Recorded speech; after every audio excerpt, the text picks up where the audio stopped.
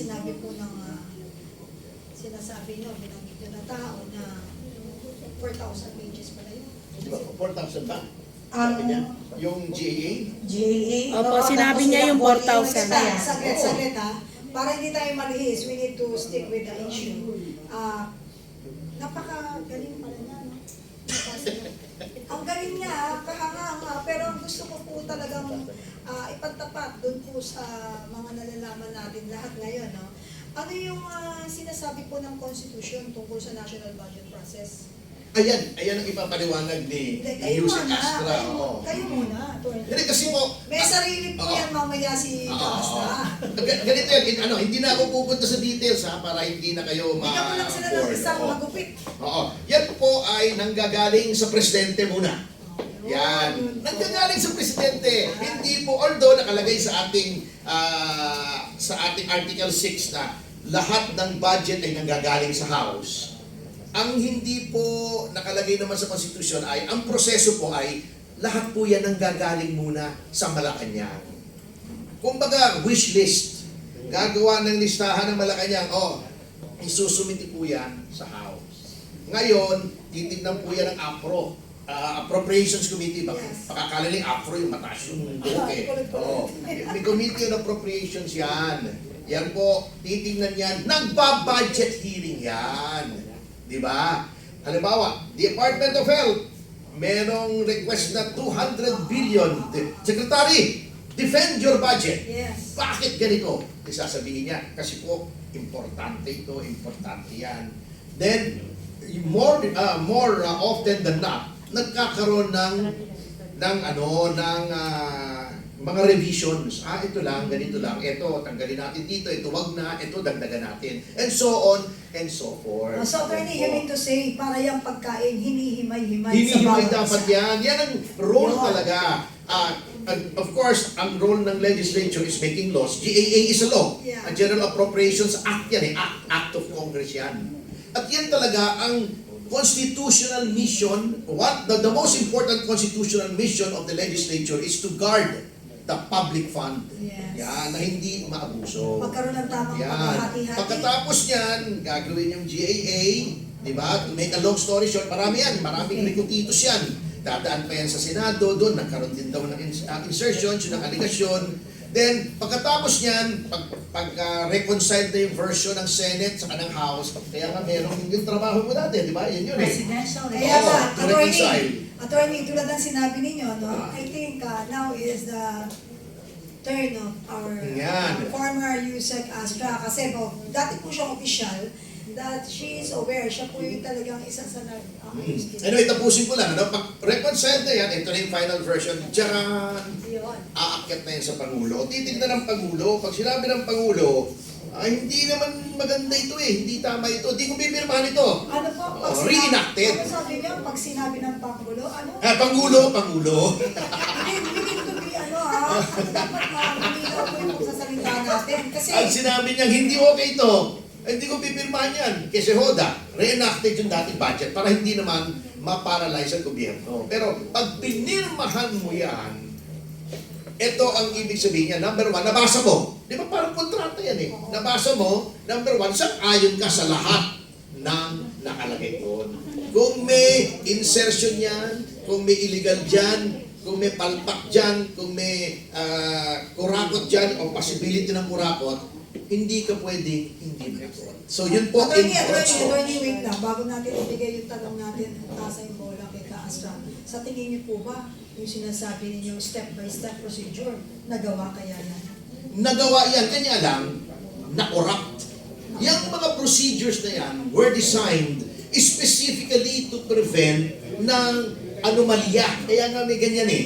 Ang ginawa nila, they converted it from a safeguard into a process that enables corruption. Yun ang mabigat doon. Kaya nga, tayo ay nasa hukuman ngayon. So, for the details, I will have to concede na mas magaling dyan. Sa tingin ko talaga, it's time na... Okay, thank you very much for your information, attorney. And this time, I think, sa akin, sa practical na pananaw, gaano kahalaga ang sa araw-araw ng operasyon or pagkilos ng gobyerno. And I'll give the floor to our former Yusek Astrabel Naig bilang official po ng PLLO at Department of Energy. And of course, gusto ko pong bigyan ng paglilinaw ang lahat po ng ating mga kasamahan at nanonood sa ating pong live podcast that she is totally sure na sure ako that she is invited today. Astra, I'll give you the floor. From the Pambansang uninvited. Anyway, alam nyo, may sinabi kasi kanina si Attorney Topacio, no? Guardians of the purse, i-versus ko lang to the power of the purse. Under the 1987 Constitution, the power of the purse actually belongs to the office of the President. Kasi saan ba nagsisimula ang budget? It's from the office of the President through the submission of the NEP or the National Expenditure Program. Paano ba ginagawa ang National Expenditure Program? Ito ay supposed to be a product of all the consultations of the Department of Budget with the different regional offices, the regional development councils, no, ng Pilipinas. At mula doon sa mga lokal na pamahalaan kung ano ang kanilang mga pangangailangan na sinubmit nila doon sa RDCs, at ito naman ay sinasubmit sa DBM para madiskusyonan ano ang tunay na pangangailangan ng mga mamamayang Pilipino. In my 2 decades of experience in government, almost 15 years akong staff ng Senado before I joined the executive department. At ang unang assignment ko kay Tatay Digong was Assistant Secretary of the Presidential Legislative Liaison Office. At alam niyo ba na ang PLLO ay tinanggal na ngayon ng Malacanang? And you wonder why? When in fact, the PLLO plays a very important role in the legislative process kasi sila yung supposed to be nagtatahi ng lahat ng mga kakulangan between the legislative and the executive para maipasa not only the GAA but all other laws and bills na kailangang ipasa. Ngayon, in-under nila ang PLLO sa executive secretary. So doon na dinagdagan nila ngayon ng trabaho ang ES to control. So kaya nga yung sinabi mo na may kuntsabahan, I believe this is also one of the things that they did para mas maging pulido ang kanilang kuntsabahan, di ba? So from the NEP, ito ngayon ay sinasubmit preferably during the SONA. Si Tatay Digong ginawa niya yan dati. Hindi siya pumaltos na sinasubmit niya during the SONA yung NEP. Sa panahon ni President Marcos, there's a time na hindi sinabay sa NEP ang sa SONA, ang pag-submit. Ngayon, after that, sinabi ni Attorney Topacio kanina, nagkakaroon ng discussion first in the House of Representatives. Kasi sila yung mauuna bago yung Senado.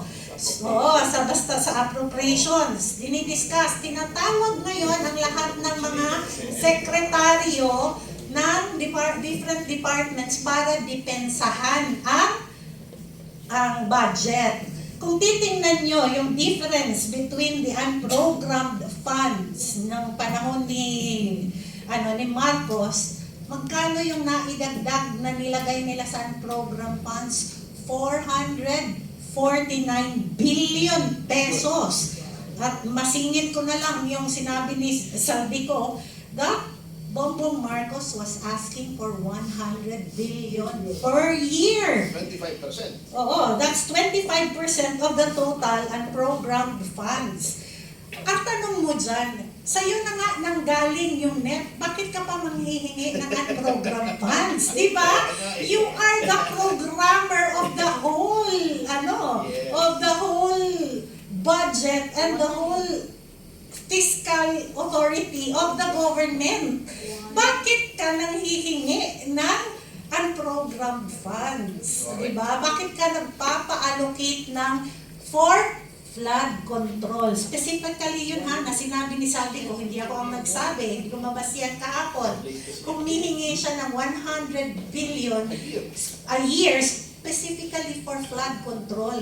If you are in your right mind as a president, dapat nilagay mo na yan sa NEP. Diba?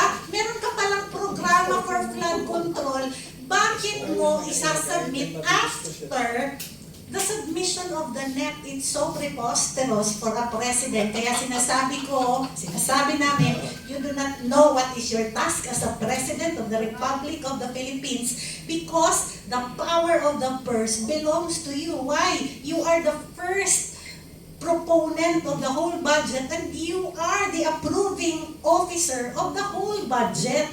So bakit ka in between your proposal and your approval of the final budget mag-i-insert? Because dito sa insertion nangyayari ang padrino system.